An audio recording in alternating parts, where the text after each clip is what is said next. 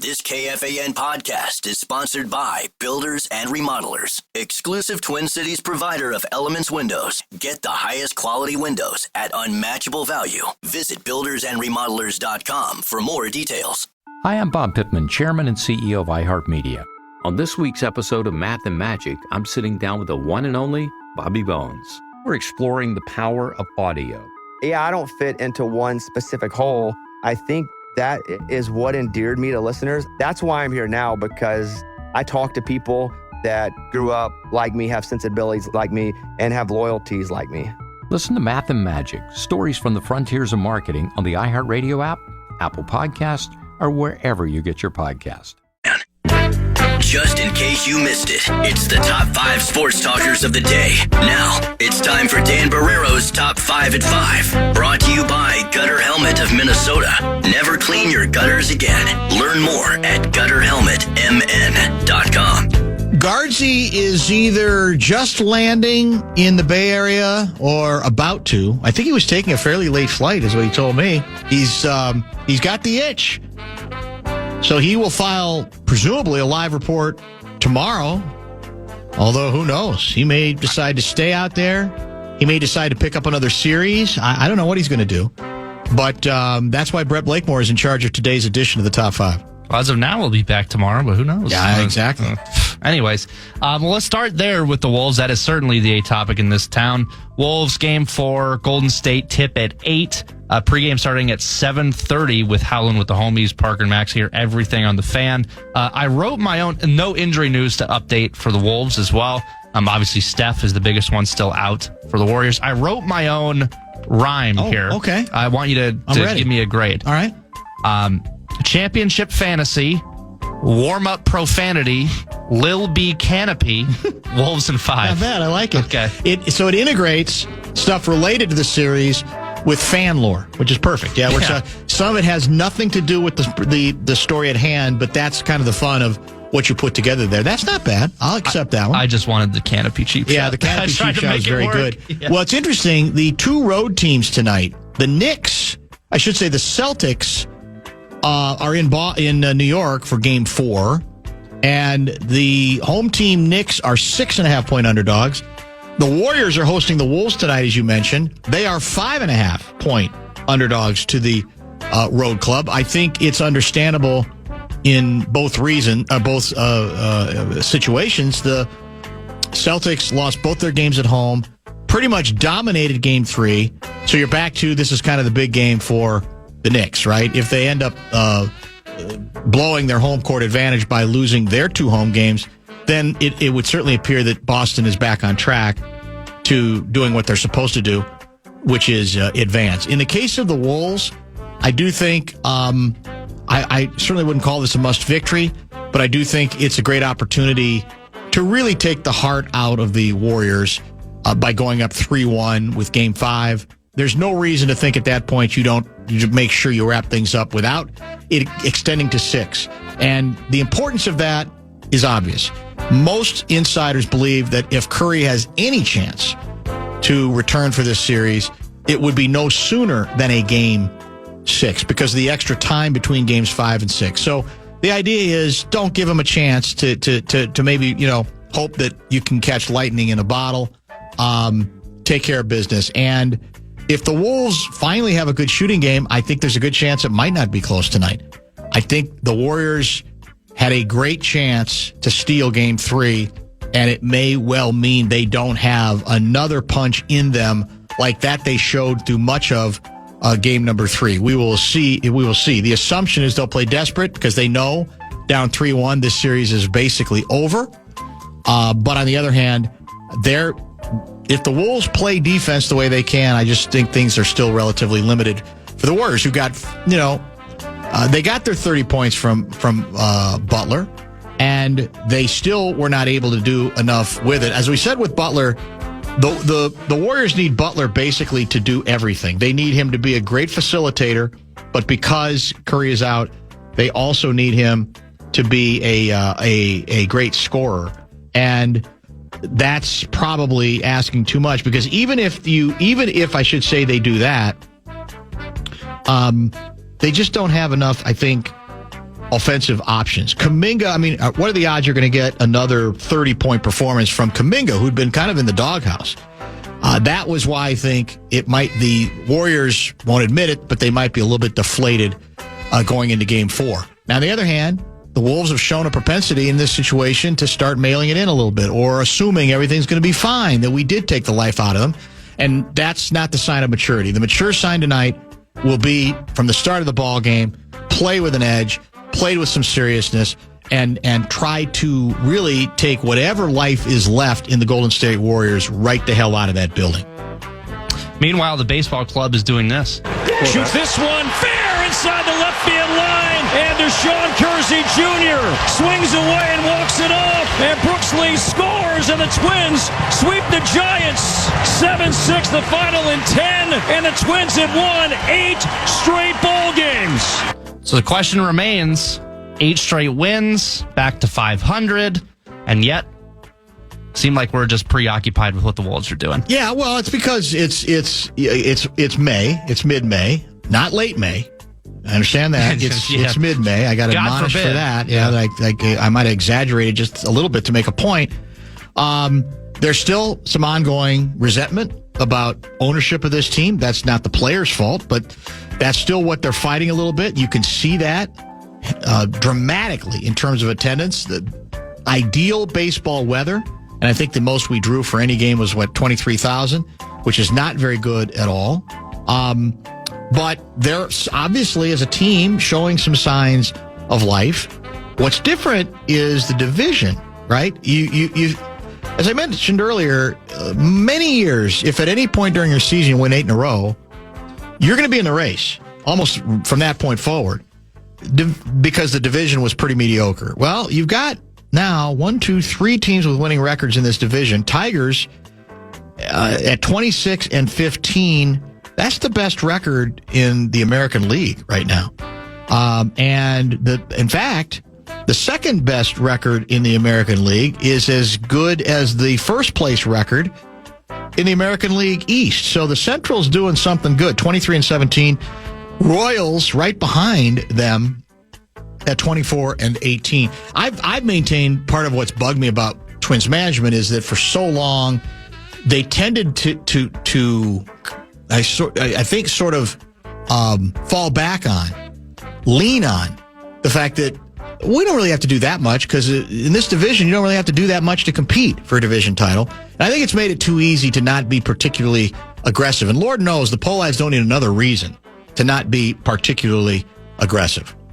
Lastly, the NFL, Guardsy always says, take your, I think, August back, because the preseason doesn't matter. Yes. They gave us our August back. They're trying to take away our May because they keep drip feeding information about the schedule release. The schedule release is coming out in 2 days. We could just wait until the 14th, but no. We need to know matchups now. So here's what we got so far. Week 1, this is the first one they came out with. Shocker. Cowboys at Eagles. That's game week 1, right? Isn't it? I think so. That's like the first game of the season. Well, now, about an hour ago, Week 16 doubleheader, Eagles at Commanders, and your Green Bay Packers against your Monsters of the Midway Chicago Bears in Soldier Field. So what do you mean when you say doubleheader? So that's what here's the tweet from Fox. Okay. We're bringing the Heat week 16 with a can't-miss doubleheader. So it looks like it just must be one after the other. One after the other. Okay. Eagles, Commanders, Packers at Bears. So we got nothing so far, Saturday. Right? Oh, I didn't even notice that. Saturday December doubleheader. 20th. Okay, that's Yuck. the doubleheader. So we got nothing special about the purple so far, correct? We do know we have steam. We believe there's plenty of steam to indicate we're going to play 2 games in Europe back-to-back, right? Dublin and London. And those will both be road games for us, so we will not lose any home games in that regard, which is a good thing. But that's not official, but that's as much as we have on the Vikings to this point, I believe. Yeah, pretty much. So, yeah, they're trying their damnedest to make it a year-round thing. Lastly, I guess, we can squeeze in one more here. NHL playoffs, I think every single one of the series are great. I think the Stars-Jets series is going to be good. The Vegas one took a turn for the weird with a buzzer beater. Yeah, literally a buzzer beater, right? Yeah, Florida down 2-0 in the series, come back, tie it 2-2, and then OV terrorism with Carolina as well. Is there a series that, I know you're a basketball guy, but are you checking in on any of these I'm series? not going to lie to you. I'm most interested in the Vegas series just because I want to see if Vegas is unbeatable. Now, they lost the first 2 at home. And then, as you say, by the skin of their teeth, they stole game 3. I've got the audio. Do you? You want that? Yeah, let's listen. Nobody to help him. A centering feet. Here's Riley Smith. Wade shoots, hit the post. He hit the post at the buzzer. After video review, at 0.4, the puck completely crossed the line. Goal. You believe that? 0.4. 0. So that's got to be the new record, right? It doesn't get anywhere. I think it is. Of course, and how many years have we had scoreboards that could bring it to tenths of a second, right? Because that didn't happen for a long time, right? Mm-hmm. That's impressive. You know why? You got to get it right. You got to get it right, and it's for the cup. Exactly. So those two things make it essential. So that's, I mean, they're that close to basically going down prohibitively, right, in the series.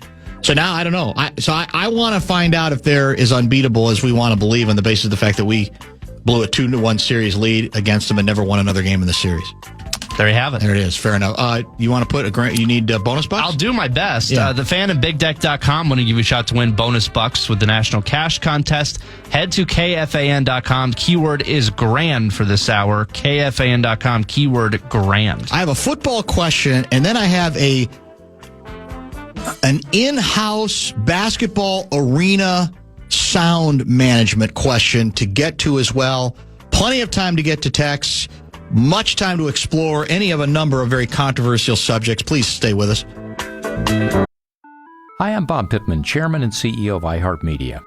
On this week's episode of Math and Magic, I'm sitting down with the one and only Bobby Bones. We're exploring the power of audio. The word on the street then was he's too country for pop. But then once I got to country, it was he's too pop for country. So I kind of never really had a place to fit in, but that's exactly how and why I fit. I just embraced that. Like, yeah, I don't fit into one specific hole. I think that is what endeared me to listeners. That's why I'm here now, because I talk to people that grew up like me, have sensibilities like me, and have loyalties like me. Listen to Math and Magic, stories from the frontiers of marketing on the iHeartRadio app, Apple Podcasts, or wherever you get your podcasts. The Fan and Sukup Manufacturing bring you Fan on the Farm. Starting May 19th, 9 to noon, we'll be taking your tractor talkbacks. Each day, one farmer will be chosen to receive a Sukup prize pack, including a Carhartt cooler and a Brewmate Growler canteen. Get full details, KFAN.com/farm. Sukup Manufacturing Company, helping farmers feed and fuel the world.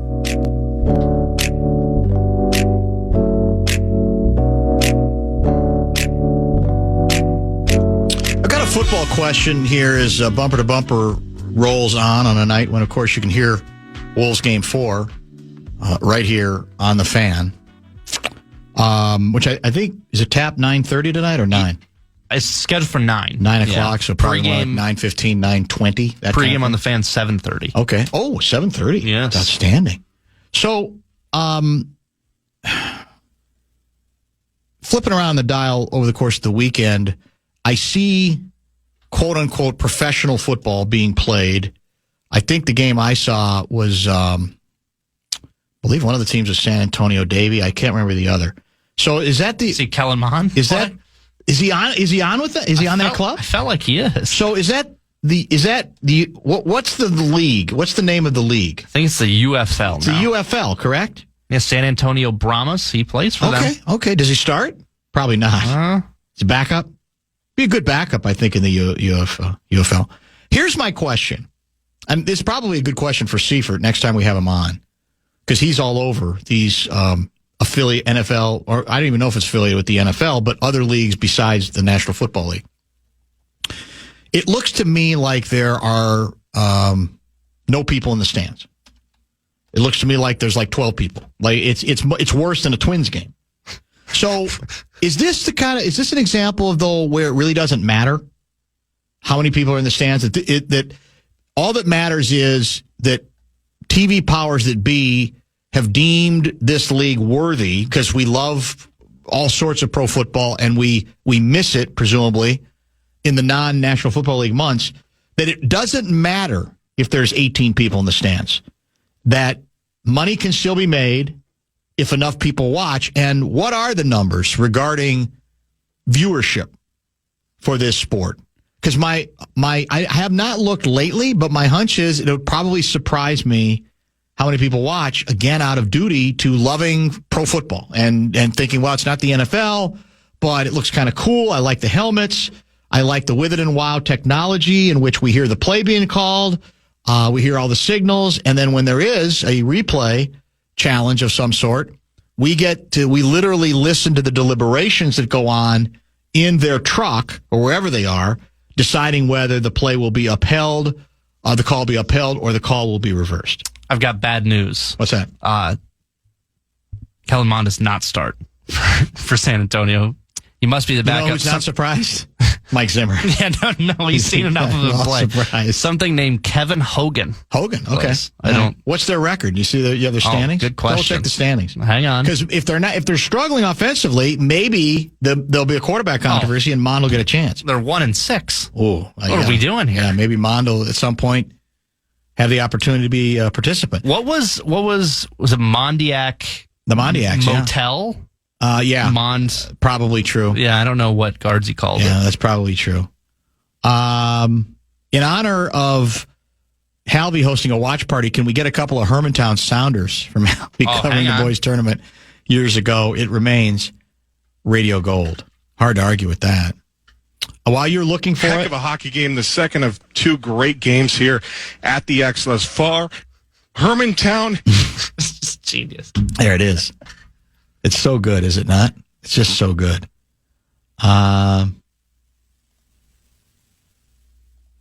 This one's deep. Rhyme green with a candlestick at chase. Not a clue. Can't hit a wolf in the face. Pundits don't jive. Wolves in 5, and it will be at our place. You have to finish with the Wolves in 5. I think that's the only prerequisite to all of those. But in all honesty, do you watch these games if you're listening? What do we call this new league? Or not you? This UFL. So this is a combination of the UFL and the XFL. Didn't it merge, kind of? I think there's only one league now. By the way, I've got even worse Kellen Mond news. He's been cut? No. He played 5 of those games where they went 1-6. So he's been benched. Man. Might have been. It just goes bad to worse. How do his numbers look? Do you have a stats? I do. Let's see. What do we got? So 5 games. Okay. It has efficiency. I'm guessing EFF. Yeah. 69.1. That's not very good. Completions, I'm guessing attempts, and I'm guessing interceptions. Yeah. CAI. It's weird how they have this. 67 completions with 118 attempts, 2 picks. Ooh. Any touchdowns? 2 touchdowns. Okay, 2 and 2. In 5 games. Yeah, that might explain a lot. I think a lot of us understand TV enough to know that there are such things as studio sports, where as it may take away from the ambiance in the event if the arenas. I mean, it looks to me like they're high school stadiums and they're empty a lot of the time. Does it? But I'm beginning to think it really doesn't matter. To the TV powers that be, that they know they're not going to get NFL ratings, but given what the alternatives might be this time of year, so yeah, we'll put football. You know, we don't have obviously really high expectations, but we got to fill the time. And if we're not if we're not involved in NBA stuff, and by the way, news breaking today, it could have been worthy of the top 5 that Michael Jordan is returning to the National Basketball Association, not to play, but to be a special correspondent, special contributor on the NBC Sports NBA coverage. You know, the NBA is coming back to NBC for next year. I wonder if that means Ahmad Rashad might not be far behind in some capacity, because you think Jordan, you think Rashad, right? Going way back. And so what special contributor means, or special correspondent, I'm not exactly sure. But like a lot of people, I'm kind of interested to see, because Jordan has become not a ghost exactly, but we don't hear from him much at all anymore, do we? There's very little do we see of him. and hear of him at this point. So we'll probably get more information as time rolls on. Charles Barkley made the point that he thought that the league did not do the Nuggets, especially Denver, but also the team they were playing, Oklahoma City, any favors by their quick turnaround time between games 3 and 4. Basically, I think 36, 38 hours from one game to another, because on Friday night, I believe it was the late game, and then they made Oklahoma City Denver game 4 be the first afternoon game yesterday. And ordinarily, I kind of mock the notion that, supremely conditioned 22 to 32-year-old men largely can't handle, having to come back, even with a day, then there was still a day in between. But I do get Barkley's point a little bit. Now, he said he thought it hurt Denver more than Oklahoma City because Denver's not as deep. Now, you could say, well, that's Denver's fault. That's not Oklahoma City's fault. But it does strike, and again, I'm sure it was a TV deal where they divvy up the series and the games, and they may have had a good reason for putting them in the sequence that they did. But if you watched much of Game 4 of Denver-Oklahoma City, you could certainly see I think it was the lowest scoring half in the history of NBA playoffs. And Denver especially had great difficulty scoring. They both did. Now, some of that is Oklahoma City's defense was exemplary in this game. When they turn it up that way, you can understand how people think they might, in fact, get to the NBA Finals and maybe even going to win the thing. I'm not sure if I trust their offense enough yet, although they came on nicely in the second half, in the fourth quarter against Denver. But it is a little odd to me that you would, the idea of, okay, a day off in between should be plenty, but I would think you'd also say, but you don't put them on at night. It's not even a full 48 hours, I guess is what I'm trying to say, which regardless of depth or whatever, I don't think makes a lot of sense. And it did take away. I mean, that was not a very good ball game, really start to finish, and it was a crucial game given the fact that Oklahoma City was down 2-1. All right, let's get to the in-house arena operation question I have. I'm wondering if I'm the only one, because I do tend to find things that bug me that nobody else agrees with. This might be another one of those, but then again, it might not. I'm very curious to get some different opinions on it. We'll get to that. We'll get back to some more interesting details regarding that have emerged regarding Wolves Denver. I think Wolves Denver. That could be in the future. Wolves Golden State Warriors for game number 4, and a couple of other items as well from the A section before we wrap things up at 6:30. Hit the Bradshaw and Bryant KFAN text line. It is 6. Hi, I'm Bob Pittman, Chairman and CEO of iHeartMedia.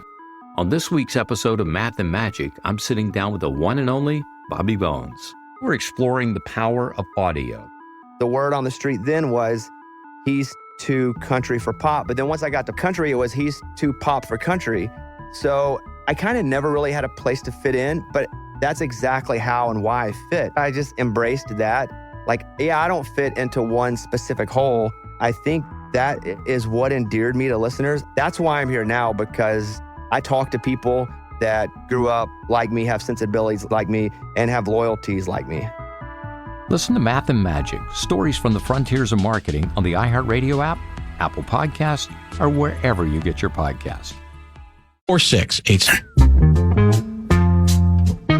Carboni's Pizza wants to fuel your playoff party. Visit one of their 30-plus locations to enjoy delicious pizza and get ready for the playoff run. Find your nearest Carboni's today at carbonispizza.com.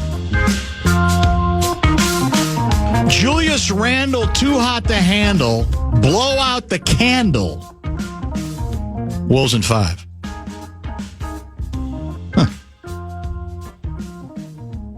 Cry harder about the UFL. It gets better ratings than the WNBA. Who's crying about it? I was asking. I was saying, is this an example of it doesn't matter how many people are in the building? If you dislike the WNBA, God bless you. Man, talk about connecting things that have nothing to do with one another. I wasn't mocking the UFL. I asked the question. Oh, and by the way, speaking of ratings, Did you see, this is a callback, the Caitlin Clark exhibition game against a Brazilian national team back in Iowa City? We talked about hot ticket. An example, not just a hot ticket, an example of Caitlin Clark ratings magic.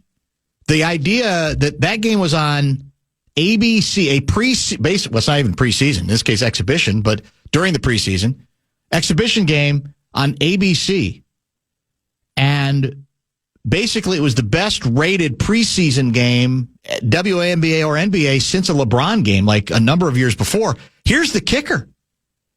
The ratings for that game were better than the Game 1 WNBA Finals ratings. Think about it. I mean, it's the phenomenon is just absolutely undeniable. It can't be, it is still being denied or ignored by, I think Clark has worn down some of the critics, but there's still some hardliners who just can't handle the level of popularity or the interest that she has brought to the WNBA. So here's my question regarding in-house production. And in this case, it's how it affects your ability to enjoy the TV broadcast. Am I the only one who, when I watch some of these games, this playoff run, particularly I've noticed this for Cleveland Cavaliers home games, that is annoyed, borderline put out by the in-house sound effects, music effects that I guess arenas now feel compelled to use every time down the court, start to finish. And a lot of times with this pounding bass. Now, maybe I have my woofers up too high on my center channel. I don't know what it is. Am I the only one who's noticed this? That because what's gotten obviously more, I guess, advanced is the ability to bring to the TV broadcast a lot of the sounds in the building. You know, whatever sounds are in the building, whatever sound effects are being used by the home team's production company, whatever. But I know the ship has sailed on just making it about the basketball and just let the basketball juice and voltage speak for itself. I understand there's going to be music, but does there have to be that much music or that many sound effects during the action? Because once upon a time people like stuff in between time, during timeouts. They need it. They don't want silence in the building. They need all that. But do we now have to have it? That pulsating bass now coming through your TV screen endlessly. I noticed, like I said, this with, I don't know what affects Cleveland, the Cavaliers home arena they use, but it's driving me insane. It's almost like you have to turn the TV way down, and then you can barely hear the announcers do the play-by-play and the color. Am I it? I'll hit the Bradshaw and Brian KFAN text line. That number is 646-86 if you have an opinion. Dan Minnesota, if they played... hold on here. Man. Oh, here it is. If they played on the same night, would the Lynx outdraw the Twins on a Paige Beckers or Caitlin Clark visit? Well, that's a good question. I mean, the only unfairness about that question is that it doesn't mean that the Twins that they would outdraw the Lynx would outdraw the Twins on any other night. It's apples and oranges. It's basketball, indoor, outdoor. Yeah, I don't doubt. See, I don't think there's much indication yet that Beckers nationwide has the drawing power that Clark does. I think she has a chance to be an unbelievable WNBA player. I really do. But in part because she wasn't quite as much of a phenomenon in the sense that she went to the best program, well, one of the best programs in all of college sports at UConn, and Clark had to sort of manufacture it on her own, right? Not that much help at the University of Iowa. They're viewed differently, right? And, you know, Becker's had the starts and stops to her career because of the injuries. But I think the league is richer to have her, and I think she's got a chance to be very, very good. But I don't think she might have the drawing power here because we're even renaming Hopkins for a day. Did that already happen? They're going to rename Hopkins Paige Becker's Minnesota for one day. Did that already happen? I'm pretty sure I read that, or maybe I dreamt it. I'm not sure that we were going to do it. It sounds like it could be possible. Here's my point. Why, instead of who outdraws who, it's who has the higher percentage of attendance? Because Twins have 40,000 seats. That's a great point. Yeah, that's true. You could play it that way, too. You're right. That's very, very true, Davey. I bet percentages would be the Lynx. Yeah, the Lynx have drawn historically quite well. They've been a very good product. So you're right. That, in fairness, it should be more about percentage. You're right about that. By the way, I should mention again what we got to much earlier in the program, because I see we're getting closer and closer to. I think the lottery starts at 6 Central, if I'm not mistaken, because they got to get a lottery in, then Knicks, Celtics, then Wolves, Warriors, and I see Kendrick Perkins has joined the big ESPN stage to talk draft lottery, and it is nostalgic for some of us who've been around this town as long as the Timberwolves have existed and have watched us participate in no fewer than 23 lotteries. I wonder if that's the most. It's got to be close. 23 lotteries. We've only won 2 of them. We've moved down in a bunch of them. In fact, in terms of where you're supposed to pick and where you do pick, over the course of our history, the Wolves have moved down 15 places. And several times that's cost them some really, really good players, including once upon a time, long time ago, Shaquille O'Neal. And I mentioned how nostalgic I am for it, not in a literal way, but in a perverse way, that it was sort of, I don't know if I'd call it comfort food for Wolves fans, but it was sort of the one thing you could count on them being involved in. Unfortunately, all it indicated was the unproductive nature of this program, the ineptitude of the franchise as well, that we could count on, okay, what cute little, rabbit's foot were we going to bring, and who is going to represent the team, and how clever could we get with it, and how sentimental would that particular keepsake be? That's all. There was a time that's all Wolves fans had. And that's why I'll say to them today, as I said earlier, you should not over-evaluate the quality of victory in Game 3 in San Francisco. Take the victory. Take the ability to come from behind, even though Steph Curry isn't there. Take the notion that your team is 2 victories away from reaching the NBA Final Four for the second consecutive year. That's what you got to hold on to. And remember it in contrast to what we used to have, which was endless changes at head coach, endless changes at general manager, embarrassing moments like the whole David Kahn era of Wolves basketball. Frankly, there were several other eras that were just an utter and complete disaster. The times when we're having Mark Madsen take 7 3-point shots to try to fix the outcome of a game to give us a little better lottery position. It hasn't been that long ago that all that stuff was part of the daily Timberwolves diet. So to that extent, you should absolutely continue to savor any postseason victory that reminds us that we're not in that lottery anymore, whatever we are. We're not a championship team yet, but we're not in that lottery nonsense, which is, again, more than anything else, a confirmation of a franchise's failure, other than if sometimes you make a good trade and you're going to get you're going to feast on somebody else's lottery ineptitude. That should not be forgotten in terms of trying, they looked was up and down. It looked weird. It was kind of an ugly game and so forth.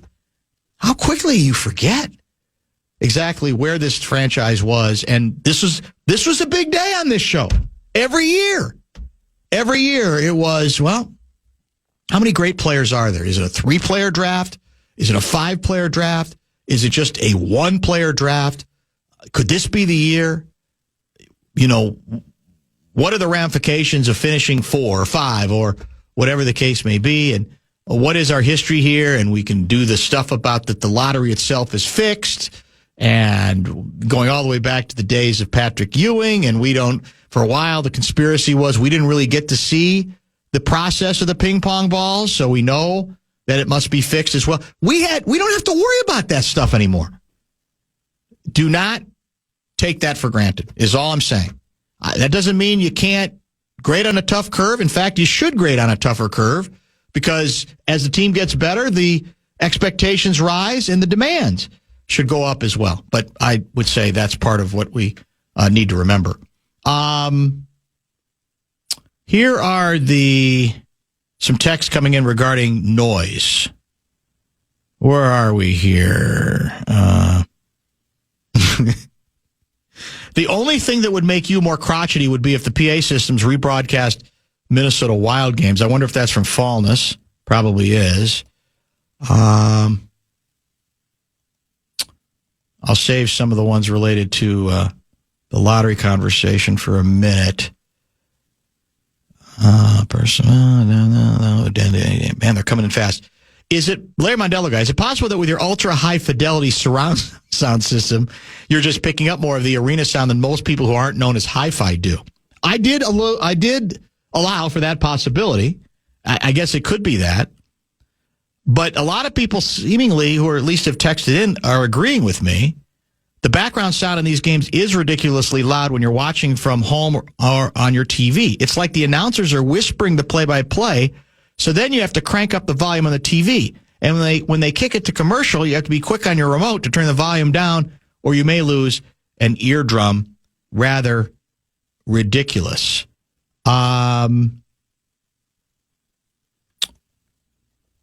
Scroll through a couple more. What do you got? It is uniquely an NBA issue, too. That's probably true. Yeah, you're right. There's no other sport, college or professional, that plays music during the play of game. Yeah, that is more of an NBA issue. You're right. All these arenas now have their own DJs and players want it. Ball Arena does a DJ segment every game. That's according to 612 Denver guy. Can we retire the defense chant at Target Center? The worst. Yeah. Defense. Yeah, it does get old. Yeah. I grant you, but then again, you could say, well, it's comforting to people. It's tradition. I would prefer, and maybe they did this, and I'm forgetting from last year. Did we seize upon the discussion about the Doberman defense that we were playing last year, especially apparent, well, a lot in the Phoenix series, but certainly in the Denver series? I like the Doberman defense, playing off of that, a bunch of growling ant dogs, whatever the case may be, at some key points. That would work for me. I guess I'm an old man now because I completely agree. I went to one Wolves game last year. I'll never go again. Constant audio stimulation. Turn it off. I want to hear the shoes squeaking on the court. I want to hear the bantering between players. Get off my lawn. That's D-Dub and St. Cloud. Well, I'm not really talking about what it's like. I've given up the ghost within the arena. I've almost said, well, if you're in the arena, that's what people seem to want, so that's fine. I'm talking about the way now it is leaked into, even if you're not there, you're sort of forced to be subjected to the same nonsense in front of the Barca. That's the part that makes no sense to me. Let's see, where are we here? They pump the bass at the games to cover up the annoying sound of squeaking shoes. Great show. Go Leafs go. That's Rhinestone in Webster, Minnesota. Sound mixing in sports in general is dreadful. Compare hockey broadcasts to U.S. versus Canada NHL playoff hockey broadcasts. Is that true? Are you aware of a distinction there between those two? I was not aware of that. And which one's supposed to be better than others? Dan, I can't stand the in-house arena sound effects. I've been complaining about it for all season.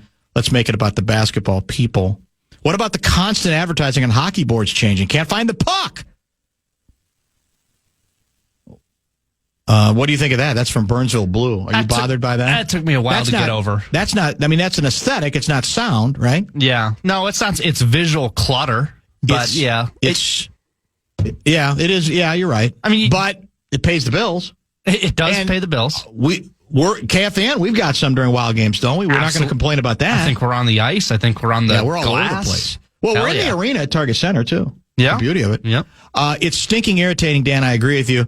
Another agreement on the music. 100% of the basketball game should be like hockey, where they run music and sound effects and get the crowd going when the play isn't happening, and turn it off during gameplay. Yeah, now it's turned up during gameplay. Yeah, there's no end to it on gameplay. Now, this guy thinks it's also become a pain in hockey. He doesn't think it's just NBA. You think there's still a big difference between the two? I mean, they turn it off during play. So yeah. When they start not turning it off during play, I'll have a problem. But yeah, okay, yeah. You're not. I hate the in-stadium noise. It drowns out the commentators. Well, it can be a mixing problem where it becomes so loud. For me, it's like I said, it's the bass, and I've noticed it out of Cleveland for some reason. That's another reason I'm rooting for the Pacers to eliminate Cleveland, just on the basis of that obnoxious nonsense that somebody in their building. Oh, this is really cool. This will what. Yeah, that's maybe the basketball gods have spoken, and that's why you're losing, or you lost. You were at one point losing yesterday by 40 points.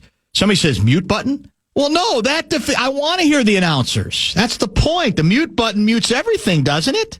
I guess I could go with the closed captioning, but then you lose too much of the ambience. You know what I'm saying? Dan, sync up Alan Horton and Jim Pete. You're right. I should. There you go. I guess that's gotten a lot more sophisticated about how you can do that so that it's right on the money. I was told it was very easy on the free-to-use iHeartRadio app.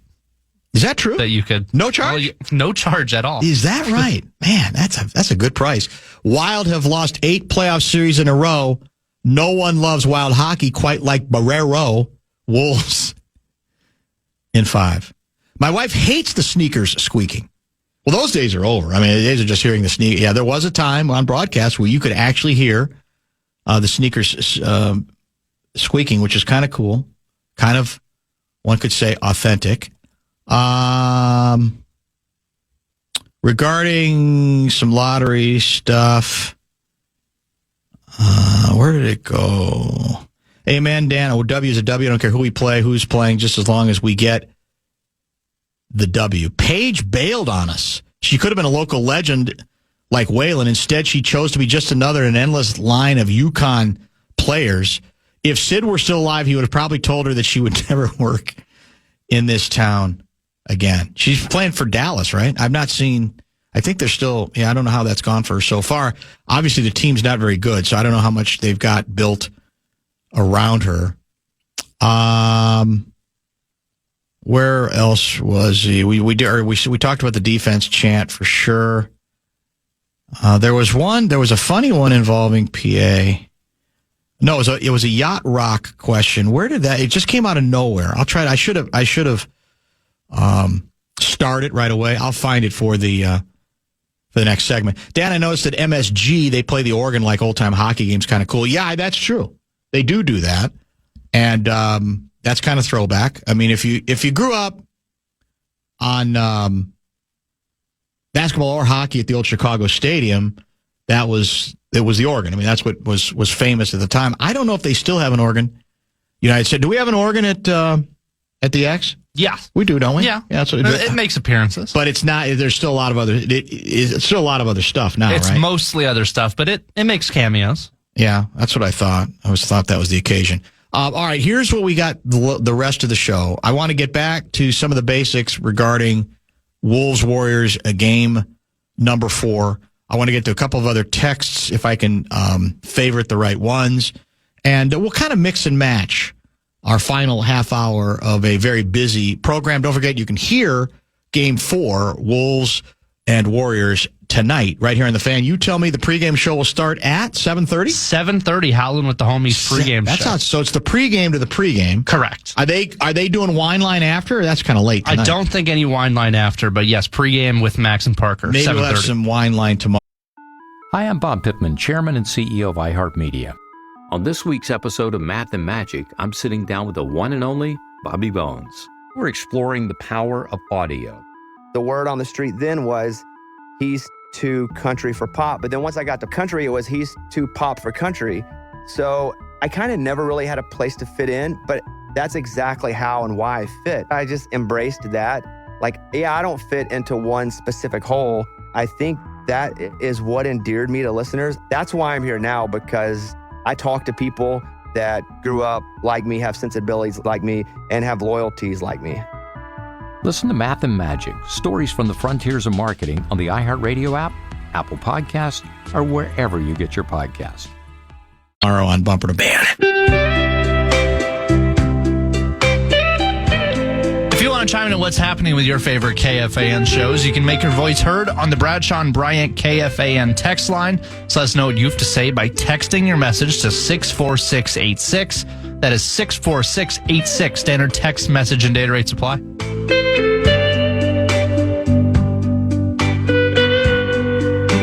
Dan, would you be complaining if the PA, Yadot, played Steely Dan, Steelers Wheel, or Chicago? Well, that's another question unrelated to the complaint. My issue is what they're playing that comes across on the TV broadcast isn't a song. It's just a beat. It's just an incessant bass beat that does it's like woofer upon woofer to the 10th power. Maybe I'd like it a little bit more if it was a song. It's not even a song. Although I do like Steely Dan. I do like Steelers Wheel, and I liked a lot of the early Chicago stuff, too. Not so much later. I guess they call a lot of that stuff yacht rock. I've always hated that term. It seems very condescending. Dan, this used to be the biggest day of the year for most Wolves history, draft lottery day. I think they never moved up, even though they had several first-round picks. No, we moved up the Anthony Edwards year. We did review the Wolves history, which was almost always to move down. We moved down over 23 lotteries, a total of 15 places over the course of that history. The only time we moved up was Anthony Edwards. When we got Cat, we were the team that had the worst record, and so we were supposed to get, mathematically, or had the best chance at number one, and we were number one. And we moved up. The only time in our history that we indeed moved up. So it is rather remarkable. Put your speakers on night mode, problem solved. What's night mode? I don't even know. Maybe I have a night mode and I don't even know that it exists. So night mode on some, like my soundbar has it. Oh, it does. Where basically you take some of the bass out? It takes all the bass out of it. So it doesn't vibrate at all. So you're not going to get complaints from other people. Correct. Okay, I gotcha. Okay, fair enough. That makes some sense. By the way, I have more NFL schedule news. Good. Pass it on. Feeding, if you want. Any Vikings? Still no Vikings. No Vikings Nuggets, huh? I've got a Black Friday bout between your Monsters of the Midway, the Bears, going to Philly. So a lot of Eagles. That's like the third or fourth Eagles game. An Eagles obsession. Win the big game. Yeah, I guess. That's what happens, I guess. Jeez. And then the other one, Christmas night. Broncos at Chiefs. So it's going to make the 14th less special, in my opinion. They keep revealing all these games. We're not going to have any to talk about. Yeah, there is an interesting question about what's the line. How do you balance that with we're going to, leak just enough up to whet your appetite for that big day, or are you going to let too much out of the bag? I don't know. That's a good question. I'm just disappointed. I think we've got our disrespect card already because we haven't been mentioned yet, have we? No. That I'm aware of, other than we're going to probably have the back-to-back international games. Even the Bears have been mentioned twice. That's true. The Bears are going to be too fashionable because they made the coaching change. They got the glittery, shiny new toy from Detroit. He may end up being great. He has to prove it, though, and they still have to prove it. In all honesty, they have to prove. Because if you recall, going into last season, the Bears became quite fashionable, right? All these weapons around Caleb, and you got Caleb, but it's not going to be any kind of struggling period for him. He's going to walk in and be great, and he wasn't, largely because they didn't bother to pay attention to the thing that mattered most, offensive line. which they finally have addressed. And to their credit, the Vikings have gone heavy in that regard as well. Dan, fun to hear about the conversation with the NBA and home experience. I would also be interested in your quick opinion on the various whiteouts, blackouts, etc. across the arenas. Hashtag not a fan. Thanks. That's JR in Deep Haven. I've given up that battle too, because again, most people seem to like the tradition, even though there's really nothing particularly clever about it. You're just copying what other arenas have done. What I do think might be a sign of progress is, and maybe I didn't get there early enough because we were broadcasting from Target Center. When I looked in the arena, because I was there for Game 2, I noticed a lot of people, more than I remember before, not wearing the shirts, the white shirts, and I don't remember them being like mocked and ridiculed through the in-house system as much as I'd had previously.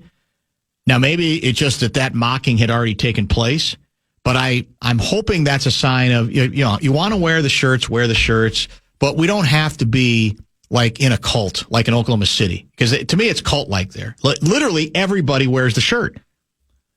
I think there have been over the years, 9 people killed because they didn't have the shirt on, which seems excessive to me as a punishment, but maybe that's what minimizes other people refusing to put the shirt on. But I'm hoping it's fine, but I just don't think you should just mock and we're in a culture in which we're not allowed to shame people much anymore about many things, and that's probably a good thing. But it seems like it's okay to shame on that issue if you decide I don't want to put the shirt on. I don't want the shirt. I've got 9 layers on already, so I don't want to put the shirt on. I'm sorry if I know that means I'm not going along with the group, because it's still, when I looked into the stands, the whiteout, it was mainly a whiteout, but I could pick out individuals who didn't have the shirt on, and it didn't really take away, I think, from the aesthetic all that much. Here's a solution. What's that? Well, you know what they do at the X? They don't do T-shirts. They do the towels. And you wave the towels around. Do the towels. Then you don't have to worry about what you're wearing. Yeah, you're right. Yeah. That's a good point. And I like the look of that, on TV. The movement. I like the movement a lot. You like the movement. Instead of just the color. Yeah. Well, you're too young to remember the original Homer hanky, correct? 1987. Well, I know of it. You know of it, certainly. Yeah. I mean, that started it against all. My Braves, right? That's our, yes. Yeah. That's our, no, that was 91. 87 was the first hanker. Okay. Yeah. We brought it back out in 91 for Ted Turner and Jane Fonda. There you go. And your Atlanta Braves, for sure. In one of the great World Series of all time. There's no question about that, especially Game 7, as we all know. But that's, we try to claim fame in a lot of areas where we don't really deserve it. But in terms of the in-house hanky, towel, that kind of thing, that was a first at the time. That changed everything, not just here, but around the United States of America as well. So here it is. We got the lotto coverage. The reveal is in. They got the countdown on the reveal. See, this is right now. If you're historically, if you're a Wolves fan, you're sweating. You're going, God, 8 minutes. I wonder if we could break through. Isn't it refreshing to not have to mess with that suspense? To just, in this case, hope that you could be much luckier than you were proficient at putting together a franchise? Because that's it. You were just being rewarded on the basis of pure luck. Had nothing to do with what you deserved. Isn't it better to, have a franchise that is fairly well run at this point, stable, same people in place, where there's not a series of running jokes? Yeah, there's still some frustrating days. There's some years where we're better than others, whatever the case may be. But we don't have to live in this culture. And all the representatives now are walking out. That's another big part of it. Look, it looks like Zion's there for the Pelicans. We're happy for him. We're happy for each and every one of these clubs. So, and obviously everybody says the grand prize is Cooper Flagg, right? The Dookie. That's the kid who is viewed as the runaway number one guy, which doesn't necessarily mean that there aren't any other good players, but that's sort of where indeed we're at. Bradshaw and Brian, KFAN text line is open at 64686. What should we be looking for tonight, Game 4 right here on the Fan. Wolves, Warriors, a couple of final thoughts, reviewing also some things we got into on that subject with Johnny Athletic from San Francisco. Hi, I'm Bob Pittman, Chairman and CEO of iHeartMedia. On this week's episode of Math and Magic, I'm sitting down with the one and only Bobby Bones. We're exploring the power of audio. The word on the street then was he's too country for pop. But then once I got to country, it was he's too pop for country. So I kind of never really had a place to fit in, but that's exactly how and why I fit. I just embraced that. Like, yeah, I don't fit into one specific hole. I think that is what endeared me to listeners. That's why I'm here now, because I talk to people that grew up like me, have sensibilities like me, and have loyalties like me. Listen to Math and Magic, stories from the frontiers of marketing on the iHeartRadio app, Apple Podcasts, or wherever you get your podcasts. Go, stay tuned. It's the Bumper to Bumper Show Wrap. And it's brought to you by American Pressure.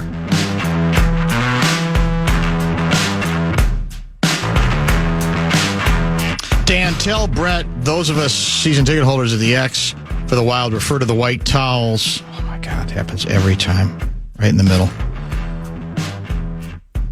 Refer to the white towels as the white flags of surrender. We are sick of those. There's a lot of baggage right now. That's why it's another example or another reason why this team's got to get out of the morass. They've got to. And the thing is, I don't believe it would take much. That's the sad part. I don't think the folks like that are demanding a trip to the conference finals or, perish the thought, the Stanley Cup finals. I think you win one series, you're going to get a banner right now. I really do. That's all it's going to take is one solitary series, one best of 7 series where before the series ends, you win 4 games before the other team does. That's all it's going to take. I just want progress. Yeah. And I get that you could argue, well, it was a competitive series. There's your progress. I would just want progress as far as stages in the playoffs. So, yeah, I would be happy if they won a series. I wouldn't be melting down.